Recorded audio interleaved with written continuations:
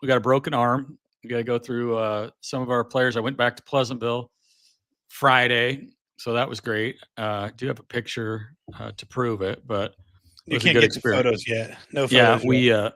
we had we got some stuff done for one of our jobs we're doing for Bing Bang before the game, so that was cool. We got to see some of the seniors interacting with kindergartners out on the field, and Tara had them going. That was pretty cool. And then we got over to the checkerboard. So Jesse, who at some point has to make an appearance, but he's not going to make an appearance till it's a paid appearance because he only shows up for golf, money, and that's about it. Football, right? Although the guy never gets paid enough anyway. But he has this very strict diet, so he doesn't eat. He's a low carb guy to keep his girlish figure, but. And they were just not going to not bring us out onion rings. I mean, we were getting video of the onion rings, and we were showing how they were being cooked at the checkerboard. So checkerboard had their 50th, Ron, Karen, Rhonda, the whole crew.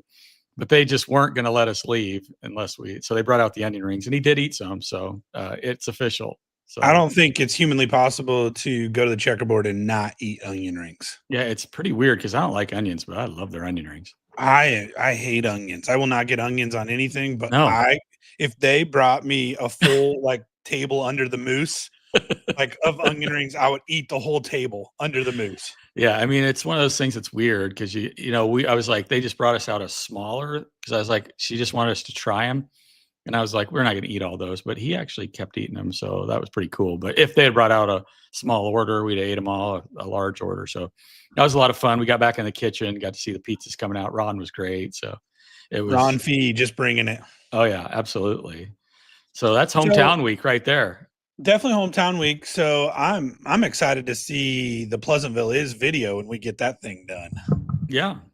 I'll have to wait till next week for that one. We might have to share that live. Its world premiere might be on the Two Brothers podcast. Oh, that could be something we do live. The just so excited to go back and actually look at some of it. Jesse and I looked through some of the slow-mo stuff, and we can show you some of that. We'll never ever be able to show all the video that when you go do these projects and you're just like, that's so good. You'll never be able to show it all. So I'm excited to go back through it, but we've got a couple other projects I'm editing right now to get those taken care of. So it stinks that you can't just die. I love being able to shoot something and edit it right away. That's why we like doing Friday nights so much. You go out, you're do the first half, edit the highlights, put it together, and but these projects are going to be cool. So that we got a lot of people involved in that. You did a good job of lining people up for that thing.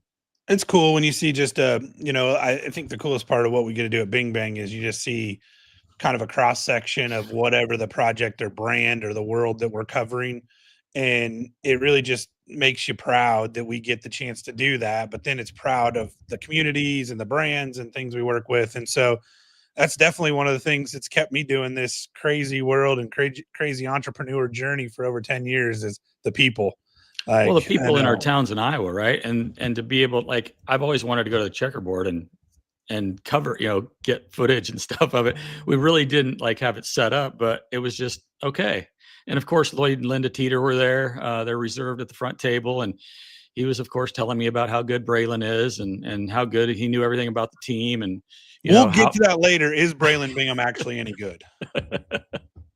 So other things fun, so you got to just kind of over the last month, you've had a tour of Pleasantville again, a little bit of everything that's fun. There's a new mural going up, Pleasantville is happening.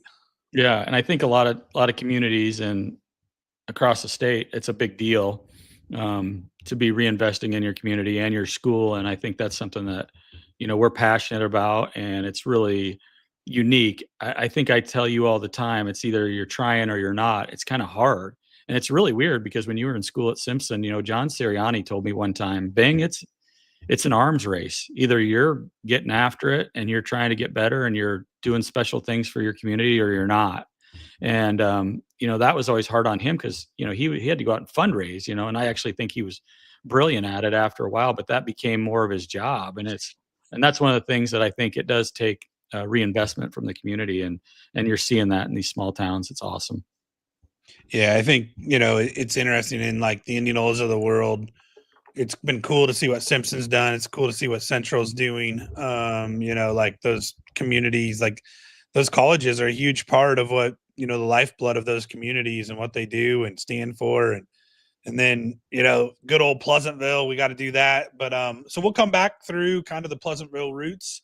We'll hit that with kind of all the fun stuff that you got to cover and everything. But this week, I guess it'd been last Thursday, we had a fun little Keswick JV game. And in that JV game, Gracen actually made a couple tackles. Yeah, got in there, He was in there kind of, but he was not sure. So Cruz Guzman and I think it's Lucas Blacksburg. I don't remember which one's which. Kind the of Blacksburg boys at Canterbury are really good baseball players. And whichever one is the freshman or sophomore that was running over Gracen was kind of fun to watch him get ran over all. So I was on the chain gang. So I was like right there. And he went to make a tackle high and tackled this kid and then tried to throw him and then landed like arm and everything, face mask and helmet right to the ground from like 6 feet straight down. And he kind of got up and he was like holding it and flexing it. And I'm like, quit being a wuss. You're fine. yeah. Attack downhill. And then he kind of like came off the field like after that play. And I saw he was over at the trainer, taped it up, and he came back in. He's good to go. And then he goes to school the next day. So he played the rest of the game, goes to school the next day. And he's like, dude, I can't catch a basketball. Like they were playing basketball in like team sports or PE or whatever they have. And he couldn't like make a move or anything. And I was like, yeah, let's go throw a bullpen. If you can catch a bullpen, like you're set. So let's go throw a bullpen. So he's like, I can't. And so then Angel made me take him to the doctor, which is probably smart. So we didn't end up on like some, list for child neglect. And so then he went to the doctor and the doctor was like, I can't do x-rays here, but you got to go downtown and you can do x-rays. But I'm pretty sure it's broken. And I'm like, oh, I'm pretty sure it's good. So we went downtown, had x-rays. And so they called it like a bucket or buckle fracture. It's like right here in his wrist and arm.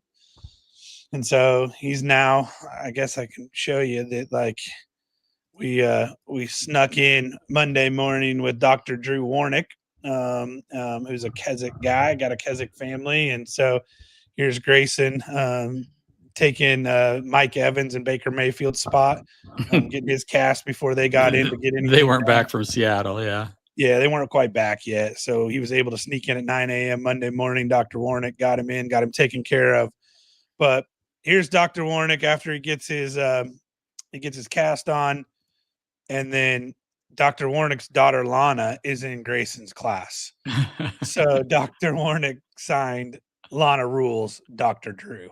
So that was pretty cool. And so Gracen was like, he's just embarrassed as all get out. And Dr. Drew had like his whole team around as he's doing it, which was fun. And so just a couple dad jokes inside of all of that between me and Dr. Drew. And so then I don't know who was more embarrassed, Gracen then or Lana, by the time he got to school. But yeah. So Lana didn't see it the day of. She's like the smartest kid in the world. Right. She's brilliant. Yeah. Yeah. So she was at some smart kid thing that they had that day, which Gracen was not there. But then the next day she got to see it. And Gracen said she was pretty embarrassed, but pretty fun. He's been handling it pretty well. I thought he'd be pretty dejected, pretty down and out, but they got him a waterproof cast and he can kind of do everything. And so hopefully we get him back going, and in 4 weeks we'll pop that thing off and he'll be good as new. Yeah. So like the first time I was down there, St. Pete, the very, very first time, I bought him those hand strengthener things that all like, I think even Sam and Stan, like it was a cool thing in the 70s, right? So they all, tough guys always just had him sitting around. So I told him to just work on strengthening his hands. I mean, there's nothing else you can do. He probably didn't do that. That's why. That's why he's hurt. It's a weird little fracture. We're gonna have to drink some more milk. Yeah, milk does a body good. He is protein shake guy now, like crazy. Yeah. So he had to sit out his tournament last weekend. That was really hard on him to just kind of be there and feel like he needed to be helping his team. But I think sometimes injuries like this are good for a kid, especially like him, who has all the tools, has all the skills, but hasn't figured out how to put it all together. And so Yeah. this might be a really good thing for him of how do you become a leader through this? And hopefully then, you miss the game a little more. And he's only a seventh grader, so he's got plenty of time, but he thinks he's going to wrap the cast and play Thursday night in the game. And we were kind of like, you're an idiot. But I guess if I was Yeah. in that spot, I'd be doing the same. And I was telling you, there's a million stories, obviously, from at every level. But I was Autumn Lynan, who I was telling you about last year. The last year I coached at Ankeny, and you could just tell from like camp when she was Gracen's age and Bailey's age that she was just going to be a good softball player, right? And she was one of those kids that was, could hit, could do everything, but she just wasn't her. At the beginning of the year, I had coached her, a full season, but she definitely had some injuries. And by the end of the year, she was just by our side the whole time listening. She was a quiet kid, different than Gracen, obviously. But, then by the end of the year, we probably faced one of the best pitchers in the modern era of high school softball. And she was the one that got kind of an angle down, a 2-strike angle down to the right side to get a run home, just by sitting out and just learning this isn't just go up, take a hack. She learned the game, knew her role. And it was a very simple execution skill, but at the biggest moment she was ready for it. So that's injuries they're so hard on parents, I think, especially when they get to the even more meaningful level. But now with this influx of high school sports and every game and the 10 tournaments we got coming up and the amount of time we're missing, I think sometimes it is a blessing. But and this one wasn't like an overuse one, which sometimes those are a wake-up call. This was just kind of a fluke deal. So yeah, that's just I kept telling everybody just wuss.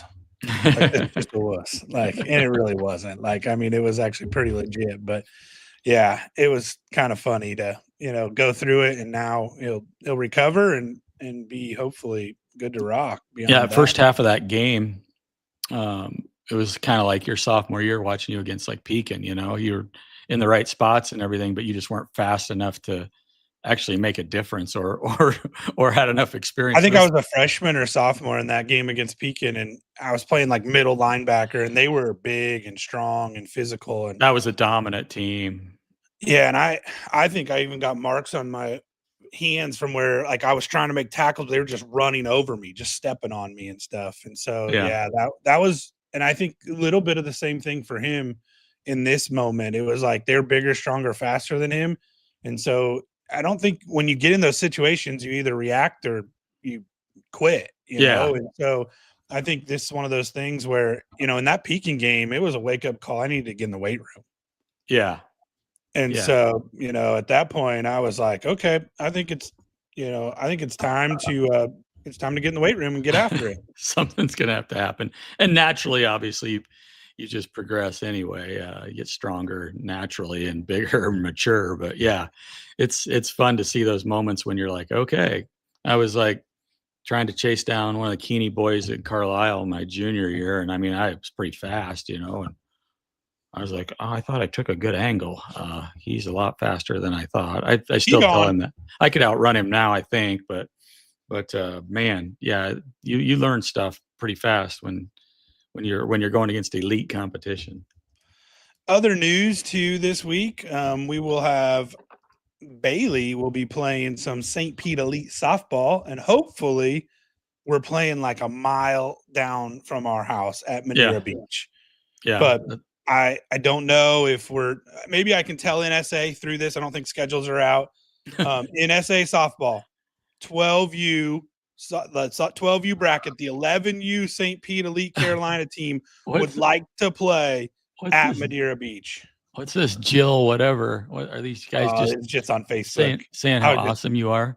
How awesome Bailey is. But I was just pulling some highlights to talk about Madeira Beach. NSA softball needs to be at Madeira Beach. That would be awesome. Yeah, that's really close. That's a cool facility.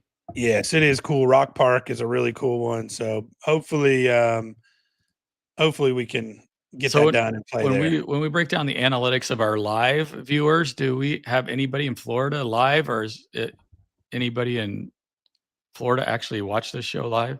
I don't know about live. I think it's definitely a rewatch.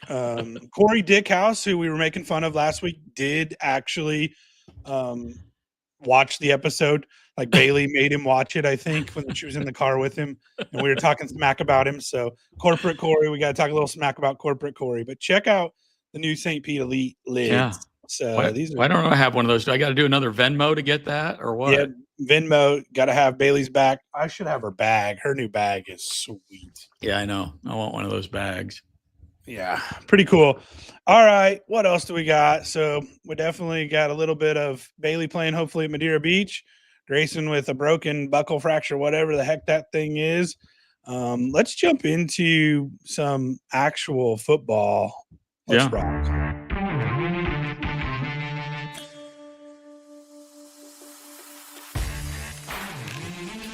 Schroeder Baseball bringing us the Iowa Football Coaches Association Player of the Week stuff this week. Actually, you're going to see a name change, folks. Schroeder Baseball will become Big Inning Baseball. It's already starting to happen on Facebook, and some of the changes, we'll have to get some new things rocking and rolling as Big Inning Baseball will start to take Big over Inning the world. Baseball. Will it still be in cursive, or you got another brand idea? What are you doing there? I think they're going to keep it pretty the same, but there will be some hopefully new things happening with Big Inning Baseball, but still the same service. You still call Jake Schroeder, you're going to get the best service in the world. So if you need something, Jake Schroeder's your guy. Baseball, softball, he's got you taken care of. There you go. All right, where's he at? Is he in Leon? Is he in Centerville? Is he in Bloomfield? I believe he's in Sheridan. Oh, Sheridan. So Sheridan full time. But if you need something in anywhere in the Bingham quadrant or outside of there in Leon, you can also get it. That's on the fringes of the quadrant. It is. It's definitely fringe. But yeah, you can get over to Lennox too. I mean, that counts. All right. So the other stuff that we had, I was looking through some Iowa Football Coach Association stats. I was looking through Iowa High School Athletic Association stats. Let's jump right in. We're not even going to mess around. Are we going to do rankings or what? I like how we have the RPI. I love the Radio Iowa stuff. Todd Kim does such a good job. You know, that was a really big thing back in the day. You know, when you worked in news full time, and I voted for the AP for years with Chucky, and I always took a lot of pride in that and really studied it. And you can tell Todd does, but I really like what the High School Association does with, you know, this late release of this RPI. It's kind of fun. So let's go. Where did you go Friday night? I think we've already talked enough about that, but let's see where you went. Yeah. Do you want me to bring it up? Bring it up, baby. Yeah, we can bring it up. I don't know if I brought up just did I bring up the whole first half, or did I bring up the whole game, or what do you want? You bring up what you got. Finds the end zone, 9-yard touchdown. Yeah, here we go. So, yeah, we can kill the audio on it, but yeah, I think it was fun because you do get those people that are friends or on the fringe, and they're like, how are you related to the Bingham kid? And the Jax Bingham's also our relation, and this is Braylon, of course, thrown to the Kennedy kid who was healthy on offense, but I ISO'd on Jax. So we got another Bingham on the team. I should show it, but I don't have it. Jax is tougher than Braylon, don't you think? Yeah, let's put that out there right there. But I would totally go for that. Well, I tell you what, I don't think I don't think that Ogden's a bad football team at all. I think what happens sometimes in high school is you're going against a talented team, and they come out and score on you, right away, quick, and put you on your heels. And I think if Ogden takes care of the football, and they've got that big back, and they do some good things. No way. But Braylon was special. That 29-yard flick right there to Kennedy, and it was a really good catch too.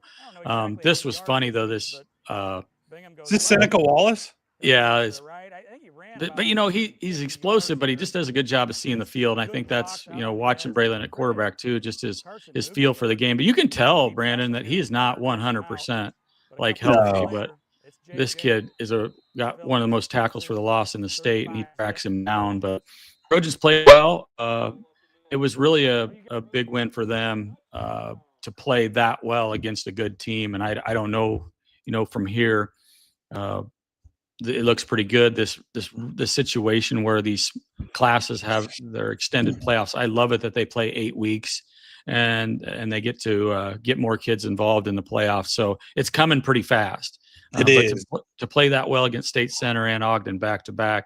It says a lot in a field of 1A teams that is just loaded, because South Hardin's really good. They proved that against Grundy Center, but the 1A state titles running through Judd Jervosky, and he might be one of the most unique, talented individuals Stanford, I believe. in our state's history. We talked about it on the very first Two Brothers podcast, last year in November, that we're sniffing around like how good he was at golf, talking to the AD up there, but he's just a winner.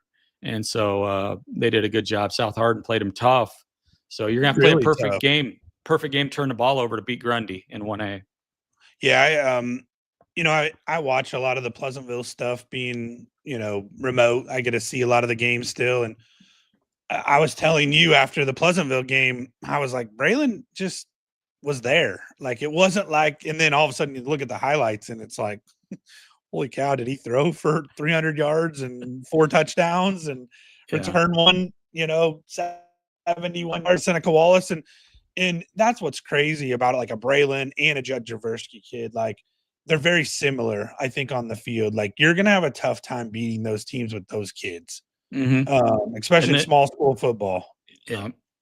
They just find a way. And I think it's unique. I think Judd and all the great quarterbacks that you see around the state, they know they have that maturity level too, to know when they can run, when they have to. You've seen it even in the NFL in the last few weeks when you watch the Jaguars Chiefs game, when I do have to, and when I'm going to be safe, and when I turn it up, and when I elude tacklers to extend plays because it's not such a big deal right now, but in a game where you're in control. But when the game's on the line, those kids know when to make plays, and they're just dangerous. And we've seen it for years.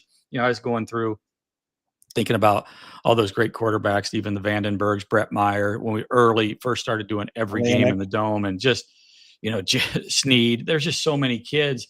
And they just knew when to do things. And there's a ton of them across our state right now. I mean, we're blessed with such great coaching with our football coaches, and then them relaying that stuff to these great athletes that play multiple sports and are going to be following in Tiger Woods' footsteps, maybe someday. I mean, that was the one thing that resonated when I talked to the AD, was just how good he was at golf. And not only was he playing against, for the win, he was playing to see how low he could go, and you're talking Judd Jervosky up at Grundy Center here. Yeah. I don't know if Braylon even golfs. Probably not. He probably is good. You put a set of golf clubs like Caitlin Clark, the same way, like she's a good golfer. I think when you're competitive, I'm really good. I'm great at everything except for golf. But yeah, so give me what else you got Pleasantville wise. You got anything else good? You got a little week highlight of the week. You got a little Will graphic of the week. What do you got down? Well, no, I just think as we talk about what we're doing and who we are, just moments that you can capture. This kid, really Stubbs kid, I think. I can't remember. Fernal kid. It's probably Lawson Fernal. It's a Fernal kid. He's a big fan of Braylon and what it means to him to actually, he got to be on the field, and we were giving him a hard time. But just the images that you can capture, on an evening that we do every Friday night that we're never able to share, because I really don't have time to just sit there and post stuff all the time. But, we got lots of tight shots and lots of slow-mos. This is, of course, Jesse just bringing it with just your regular warm-up shots. But I mean, the actual shot of the night was actually mine. This was after I got done editing and everything. And before I went back over and started finishing the game, I got with Uncle Stan. So that's Braylon's grandpa on the left, and that's Brandon's dad, Dan Bingham from Pleasantville, right there in the middle. So went over and got a quick pic with him. But, when you're working, you don't have time to really talk. But when you have like the scratch and sniff graphics, I feel like this is you can see it, but you can hear the photo. Like, you can just hear, like, they're all talking at once. And Dad and Dave both talking like over each other, and Stan's just yelling, defense. He was pretty relaxed. The game was out of hand, and boy, he's lost weight. Something's going on there. You know how your dad always says, I've lost 5 pounds, he always says that. But I think Stan's actually lost some weight. So that's from following those boys around. And I think they're both actually maybe healthier than they've been their whole life. That's the craziest part. It's pretty cool. getting up there in age, though, both of them. It does, like, seeing all the Pleasantville stuff brings back so many memories for me. Like, I started, like, it was funny. I started thinking about, like, and I was talking to some kids the other day because Gracen was talking about football. And I was like, I had a 21 tackle game and, stuff like that. And then all I could hear when I said it out loud was, I had a 21 tackle game. Somebody was like, well, the other team scored 40, like what happened? And then all I could hear was Dan Williams in the back of my head. You talk about a terrible thing to be hearing with Dan Williams. And Dan Williams was the original pile hopper. Yeah. So I don't think so. I was a sophomore when Dan was a senior. And so I was playing safety. Dan was playing, I think, linebacker at the time. Dan didn't make one tackle, but he led the team in tackles. Yeah. And it depends on, who's keeping track of those. And some people were smart enough to work with those people that kept track of tackles. And that was the thing I was just talking about Jax. Like, he was in on every kick return. He was at the bottom of the pile, and he was always the last one up. So Jax Bingham has a little Dan Williams. Like, so that's exactly what Dan would do. He'd pile on the end of the pile, and then he would just kind of roll off and lay down there beside the ball carrier. So everybody'd stand up, and Dan would still be laying on the ground like, oh, what a tackle. He'd just be like stretching out and everything. It's an art form. Because they probably give half tackles, don't they, now? And beyond art form for Dan Williams, the pile hopper. Dan Williams dated the stat girl every year. Smart. Was this the play that Gracen got hurt or not? I don't think that's not the one. That's actually a good tackle. He actually was wrapping up and throwing. Yeah, his eyes are closed. That's what I think I did too. But just close them. No, I liked hitting people. That was the one. I enjoyed it. Oh, I did. I mean, that's why we're still doing this. This is probably more like this photo here is probably more like pile hopper Dan Williams. Like, he actually had to make the tackle, so he just like closed his eyes and hoped that his stat girl saw that it was a solo tackle, so he got a full one. But yeah, then my junior and senior year, I may have taken a recipe out of Dan's book, and my girlfriend was a stat keeper at the time too. So I then became pile hopper. I think that's how I had 21 tackles. That's how I made it all happen. But which funny. That's a good idea. Yeah. So let's walk into some. So I did some research. Yeah. Let's walk into some IFCA. Like, if we had to do some midseason player of the year talk. Let's don't go in any order. We were starting in 1A. And I mean, obviously, I think we covered, like, the last 4 or 5 years, the IFCA does such a great job at the end of the year putting together all state teams, and they name a captain, and it's kind of that regular season captain. It gives you a basis. But the thing I like about our award is we have them wait till after the postseason. I just think it adds so much to what happens at the Dome, because when you look at like Abu Sama and players like that, I mean, they're right in the mix for the player of the year all year, and then they do something special in the Dome. And so those are the kind of things, like, we don't know who these kids are. You can't project. And so you really got to look at the best teams and sometimes see what their kids, because there's some players that aren't on this list right now that'll do something special and maybe forge themselves into the running. Here was my 1A notes. Garrett Lute from Underwood, Braylon Bingham from Pleasantville. Yeah, Lute's I think those are similar players that if they get hot and they take their team to a championship, they're definitely. Well, Harder's the same way. I mean, Harder was the heart and soul for Tri-Center, and you've got Yates. I don't know what's going to happen with Emmitsburg, but if they can continue to make some runs. But this 1A is just going to be South Hardin. I mean, they played against what I think you have to argue is the team to beat, and they, took them to the wire. Preston Welch is he's a good player. So here's my final note on 1A. I said, okay, but it's Judge Jaworski's until someone takes it from absolutely. I mean, that's just the way it is. And even with that said, I mean, he could easily be the best player in 1A, regardless if they win it or not. I mean, Coach Zajak's just got so much going on there, and they've got such a streak. And the Van Meters, Pella, Solon, Regina, Dowling, all these, they've been through that. At some point it ends with a great player, leading that way. That doesn't take away the fact that they still might be the best player in the class. Yes. Let's go 8 player next. I got A a players dark horse. I got the quarterback from Algona Garrigan, man. I'm just like, Oh, you always have loved Algona Garrigan. I do love Algona Garrigan. Why wouldn't There's you? something about, like, it's funny when you start seeing a team at the Dome, you start seeing a coach, you start seeing fans. Like, I think you could move to Algona Garrigan and be just fine. I would if I got kicked out of the house, I go coach softball up there and live in Algona. That's a cool town. It's got a lot of tradition, a lot of great stories, but they're big fans of the Friday Night Blitz, and How do they even get the signal up there? And we were talking about this with one of the interviews we were doing from a gentleman that was part of another project, and it's just that AIM station. Channel 5 started out as that AIM station that really, people even 15, 20 years older than me, they still think I work there. And then sometimes they'll say, "How's Ames?" And I'd never worked in Ames, but for some reason it's still when we're up in Okoboji, sometimes it's still on the cable up there. So I think that's cool. But talking about Ames got a win this week. We got to mention that.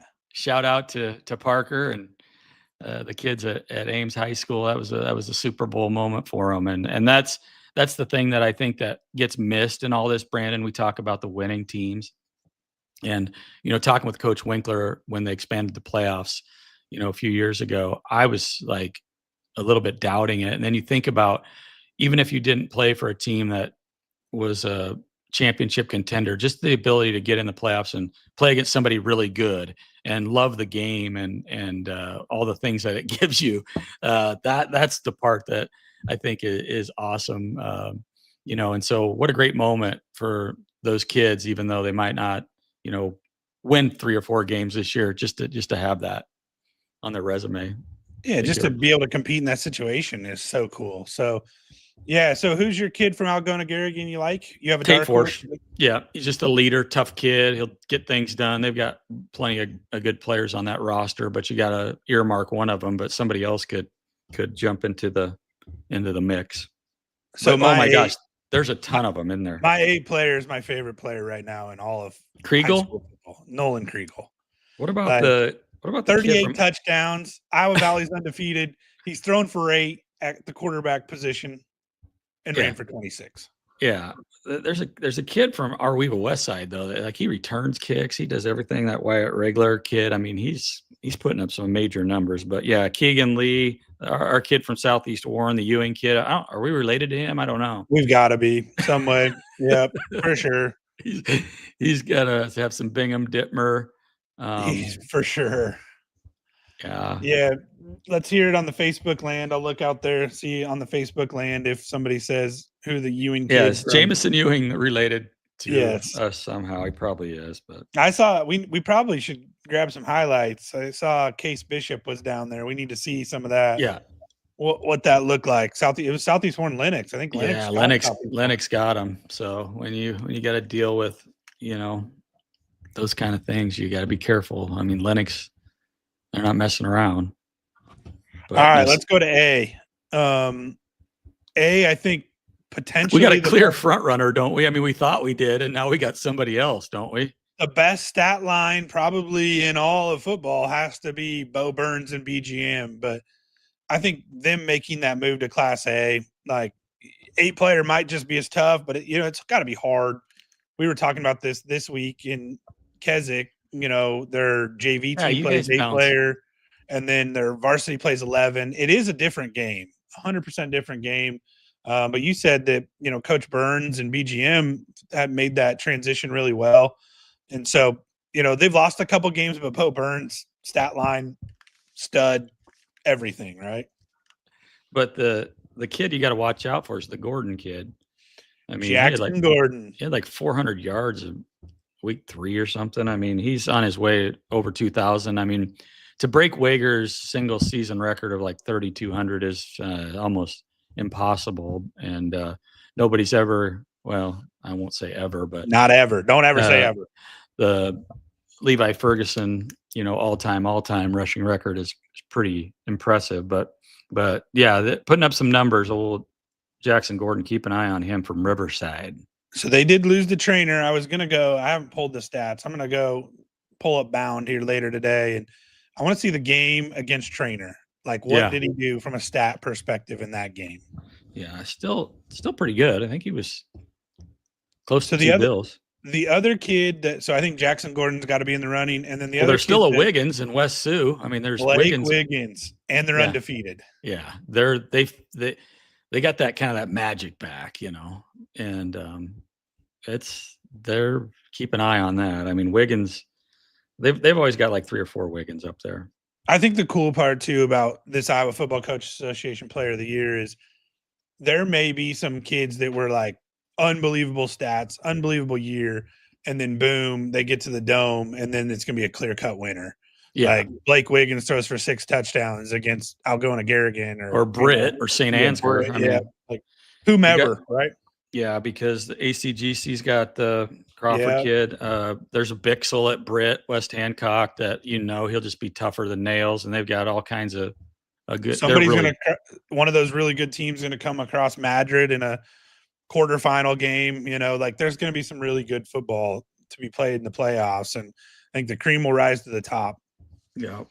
So I mean, and you're talking about Britt and MMCRUW. I mean, there's some teams out there that I really thought it was interesting when it came out, because I just think Brits and St. Ansgar are 1-2, and I don't even know if they're probably the same program. I don't even know if they have to play each other. It looks like a scrimmage, but MMCRU is on the high school association side, which is cool, are top of the standing. So there's some 6-0s. There's a lot of 6-0s in A. Yeah, there's some good football teams up there. The other thing too that I was looking at, then 2A was the one I could not pick a kid. Yeah, like they're just so I had when I started looking at it. You didn't like the kid from Bellevue? I mean, we're on the Bellevue bandwagon right now. I loved Cal Boniface. Boniface looks like he's putting up some numbers. Yes, he definitely was on my list that I put. I had like 5 kids that I pulled real quick today when I was going through stats. I had Quinn Street from Osage. Yeah, he's Cal Boniface from Bellevue. Yeah, Street's numbers are ridiculous. Yes, very ridiculous. And then I had the Brock Batting kid from Kemper Catholic. He's got so many weapons, and he actually we're going to talk about Heitland and some of those kids coming up, but he is one of those that just understands what to do in the right situation, and he's not going to run unless he has to. And they've got great running back and Vanami on the outside. I mean, they're going to be a factor.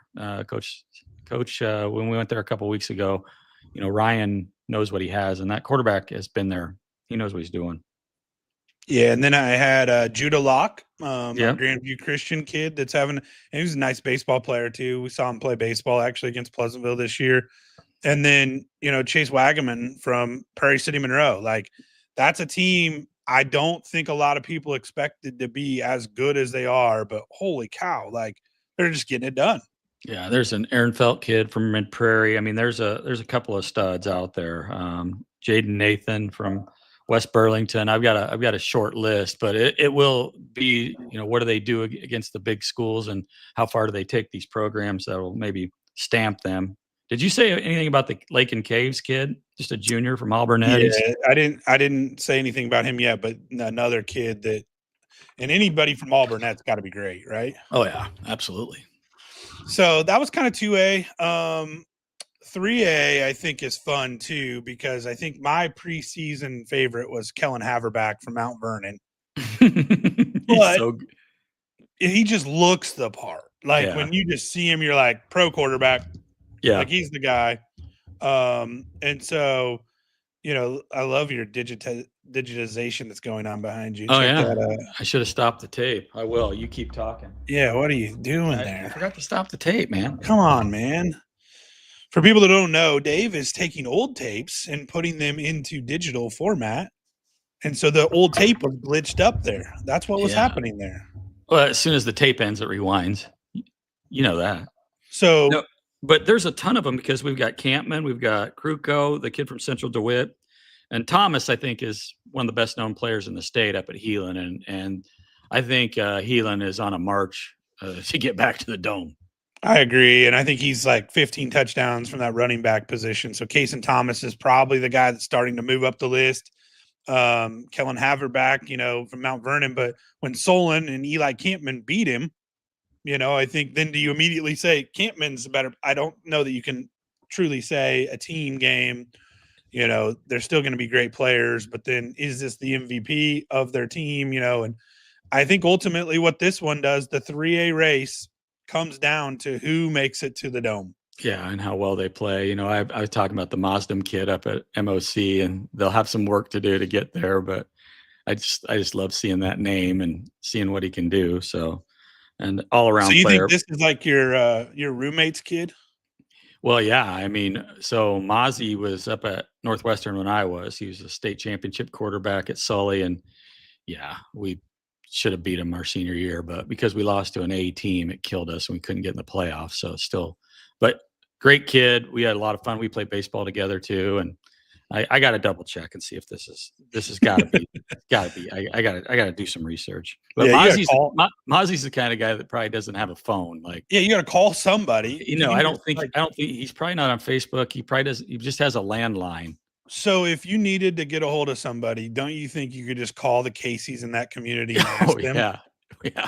I just call the Maybe city. we'll do that. We'll do that live on the next show. That should be. I would call like the city office at. No, you got to call the Caseys. Like the city office wouldn't know. The Pizza Ranch. Well, I could just call Coach DeYoung up at. He'd help me out. Lauren would let me know right away. That's awesome. So let's go 4A. Maybe I'll text him right now. Since we're huge, we're huge in Newton. I think we got to go Caden Klein and Newton in the running for sure. Oh gosh, yeah. And you love him. Oh, and he wasn't even healthy, I don't think, all the way. A possible West Point commit. He's got the offer, and he's just one of those multifaceted. In the year before when we saw him, he was so explosive, and he's nursing an injury right now, a leg injury, but he might be getting it back for them to beat Pella. I'm sure he played really well, but they got weapons. They got the Miller kid, and they got all kinds of weapons. So what a nice win though, Newton to go beat Pella. That's a big W. Yeah, I mean 4A is kind of crazy. I mean, when you look at, I was looking at the Radio Iowa rankings. I mean, I think the Parks kid from Xavier is, on his way, and Sergeant Bluff-Luton's just loaded with kids. But when they're the Radio Iowa people have Xavier, SBL, North Polk, ADM, but the high school association had Xavier, SBL, Gilbert's up there in their RPI stuff, and it's cool to see Decorah there too. But I really like the just the name Cash Parks. That's what I'm thinking of. Cash Parks from Xavier. I just love that name. So he's kind of one of the front runners. Deers will still be in it, kid from Pella. I mean, he's and I think Pella could make a run, and then I had the Hudson Shoal kid from ADM. I think you got to put him in. ADM is always tough. Can they, get there, get it done? That's a kid. I had the Stitzman kid from Lamar's, Jamie Stitzman, I believe, from Lamar's, and anybody that comes from, the Blue Bunny factory, like you got to put Lamar's in the running. Cash Parks from Xavier. Had Keyshawn Wilden from Burlington. He's got 15 touchdowns rushing. That would be a fun, seeing Burlington at the Dome would be fun. Seeing somebody like that would be really cool and different. Yeah. The Doss kid's just a sophomore at Lewis Central. They're struggling a little bit, but he looks like a great player. And then Scott Reed Jr., the kid from Glenwood, and it looks like Carter Rex Carlson, future all-stars in the house. You want to come live on the podcast, buddy? You need him. Say hi, Brandon. Can he talk 5A? Can you talk Carter? 5A football? I talk 5A football. Yeah, he'll talk. Yeah, who's your favorite in 5A? Who's your favorite team? Oh, you know what you had on your phone earlier? Show them what you have on your phone. What was it that I had on my phone? You had the monster trucks. Oh, hey, Carter, come here real quick. You want to go do this? Come here, buddy. Are we going to go do that again at Casey Center? Should we do monster trucks? He's way at us. Oh, my hero. Yeah, so Kathleen, his mom, works at Casey's, and we went to the Monster Jam last year. So, yeah, we're going to do it again. Yeah, corporate Kathleen better take care of that. Well, that's his first appearance on a live program. I don't know if mom and dad approved. He's messing with a blitz football now. But, yeah, so we wrapped up 4A. We're into 5A? We're into 5A. And 5A, the first kid I had, I believe you're going to go see live and in person this week. Isn't that going to be fun? Getting to pick the matchups. And so Southeast Polk, Brandon, that first year we did Dome Dynasty, one of the years we did Dome Dynasty, the year we did it with them, they played at Waukee Northwest. That was their first year of football. And they were competitive. Kapatich I was just mesmerized at how ready they were for the moment. And so they've been knocking on the door, getting better. And obviously they're the cream of the crop right now, ranked number one in pretty much every ranking that you have out there. But the Heightland kid's pretty special. But since that game, Polk hasn't done anything but win a championship since they started 5A football in Iowa. All they do is win. Grundy so Center, Southeast Polk. We're bringing Selby to the game. I don't think he's going to do it play by play, but he's coming. So that'll be really cool. And I think 5A, obviously, I think it's a really interesting. If Northwest wins or loses this game, I don't think it impacts what they can or can't do.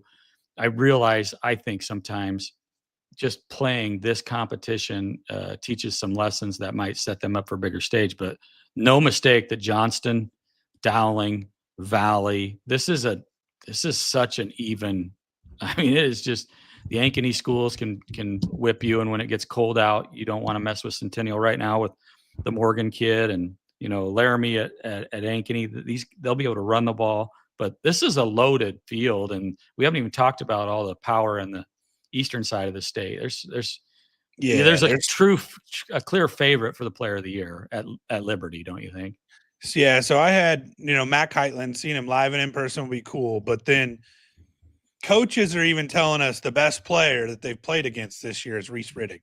Well, he just if you got to see him in person.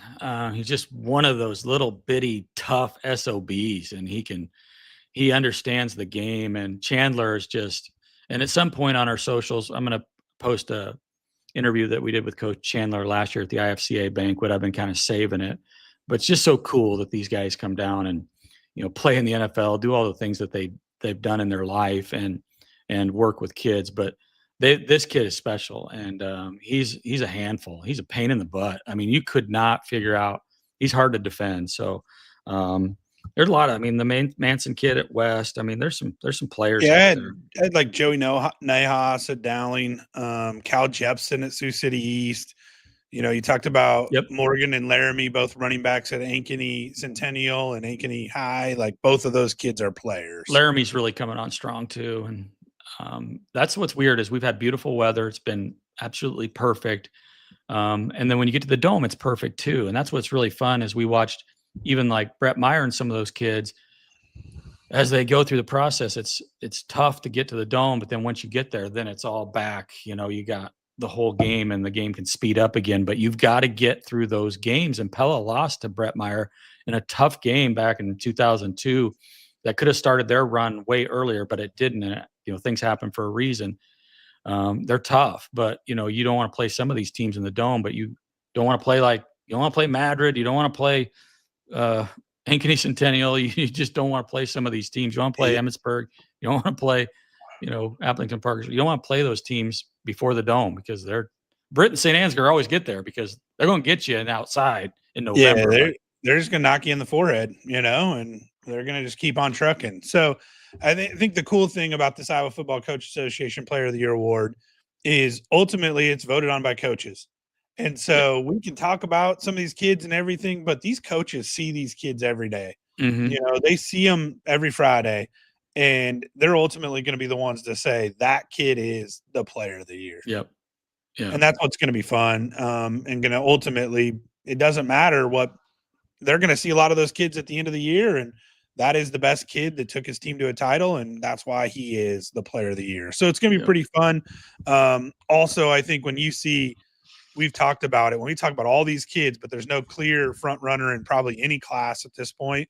I think that goes to say the parity in high school football right now. Yeah, there's a lot of parity. And the playoffs are going to be wide open.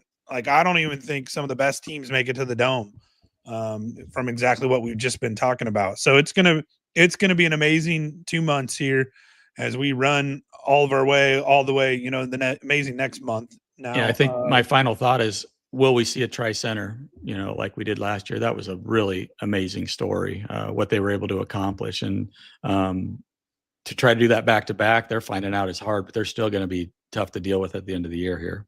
Yeah, there will be a couple tri-centers that'll make it to at least the quarters and semis, right? Like, Yeah. but can they truly get over the hump and get it done? I don't know. So last couple things I had, and then it's Carter Rex time. So I had, let's wrap the Football Coach Association. Let's move into, so the craziest thing happened this week in sprint car racing. Okay. So Sheldon Haudenschild wins National Open in Williams Grove. Like, I would say top 5 race. How old's Sheldon now? Because he seems like he's young, but he's not anymore. Yeah, I don't know how old he is. If he's 30, or if he's a little older than that. But he's been around forever. He's been around for 10 plus years in the racing world.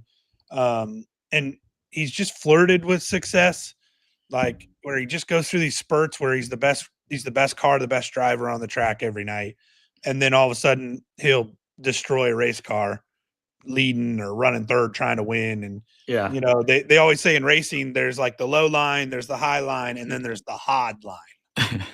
And the hard line, you just never know. And so Jack would run that.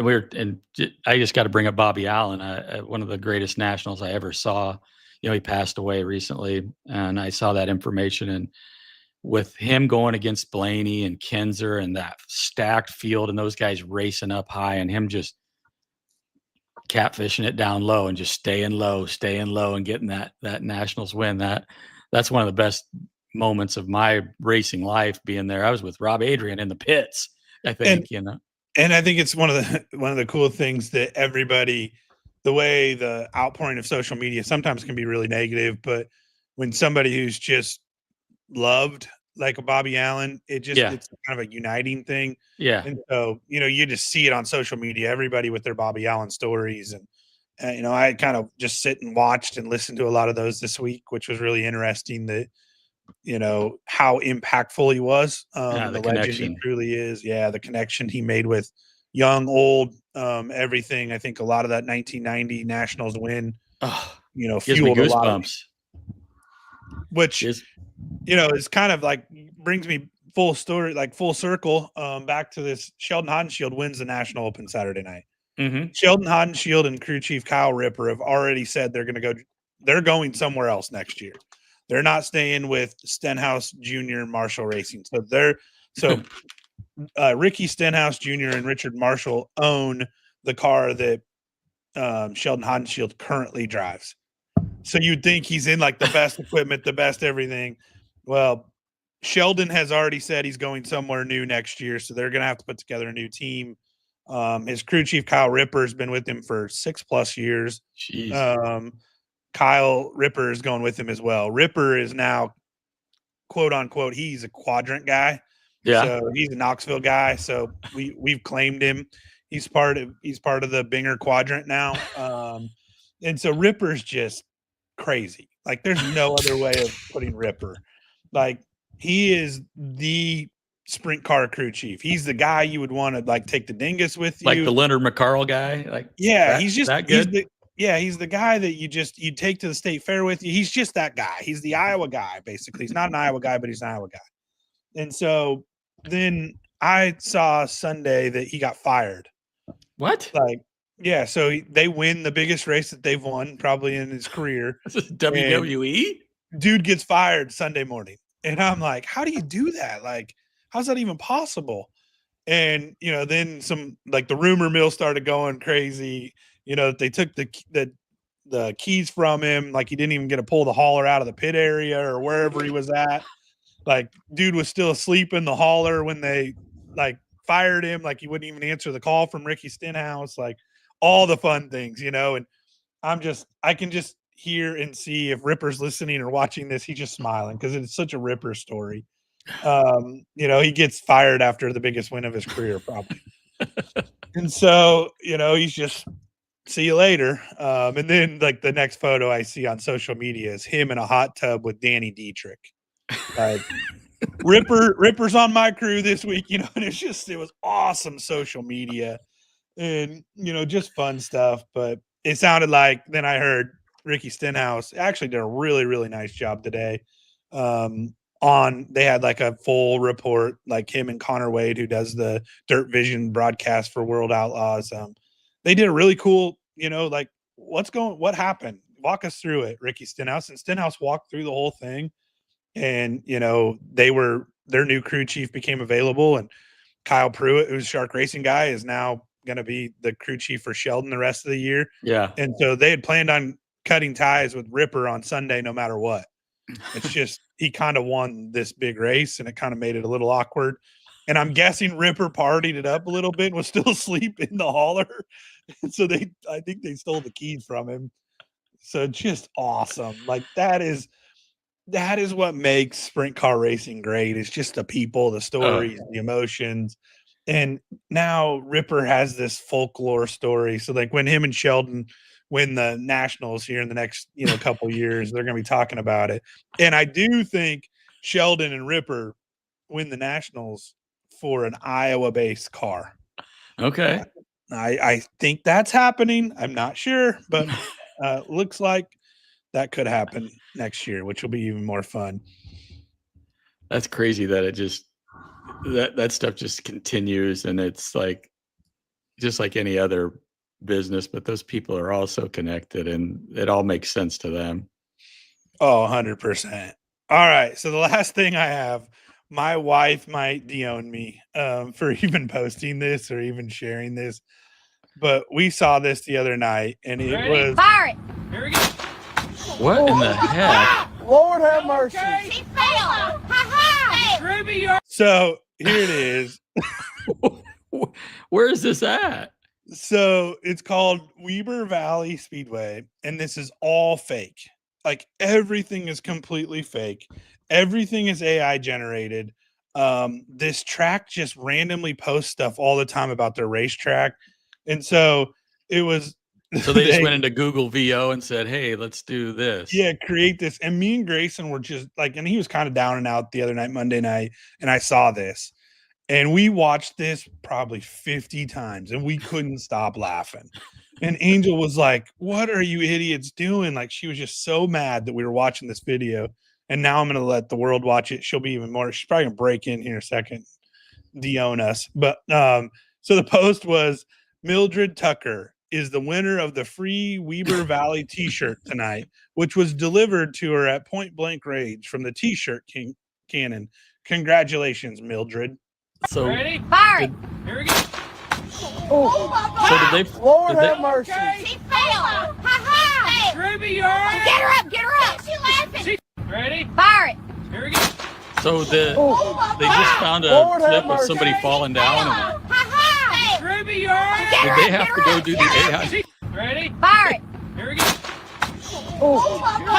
Lord have mercy. She failed. Ha ha. So you No, and Gracen have a terrible sense of humor, I think. Yes. But like, I'm not alone. There's 161,000 likes on this video. Yeah. There's 35.6 thousand comments. Like, but if you actually get in and you start dissecting pieces of this video, it gets funnier. Like, so watch two things here for me. Watch the guy in the red hat beside her. Ruby, you're Get her up. Get her up. She's laughing. So he's Fire it. Here we go. acting Lord for have this. mercy. She failed. I think it's all just Ruby, AI Get her up. generated. Get the her up. reaction. She's laughing. Ready? Fire it. And now watch the actual t-shirt cannon guy.